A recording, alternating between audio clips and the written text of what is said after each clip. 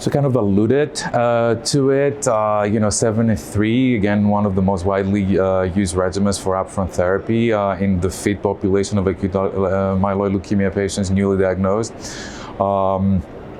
It does produce an acceptable rate of complete remissions, but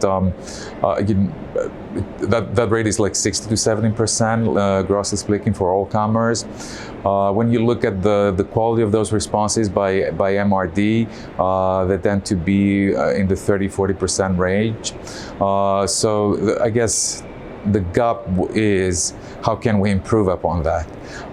And that was I guess the impetus for our trial to combine different agent that has shown so much promise in the older population of AML patients. Can we combine venetoclax that showed that promise with intensive chemotherapy and take those numbers that 7-3 has been historically producing and make them higher?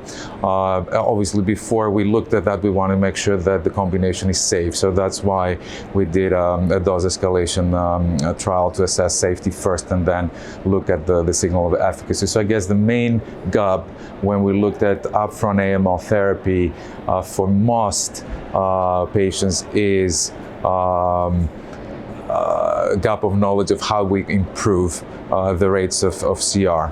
Now, obviously, over the last few years, there's been the addition of additional agents in the treatment armamentarium for newly diagnosed AML, and the approach has been a little bit more individualized based on the molecular profile of the patients. We have upfront therapies for FLT3-ITD mutated or FLT3 mutated in general patients with AML, where we use FLT3 inhibitors, for example. We have gemtuzumab ozogamicin for particularly core body factor acute myeloid leukemia patients. We now see emerging of other targeted agents for KMT2A rearranged and menin and NPM1 mutated AML, such as menin inhibitors that are being a very hot topic and a very promising class of agents these days. How our results are gonna how to reconcile our results with, with the addition of novel agents, it's I think the question for the future.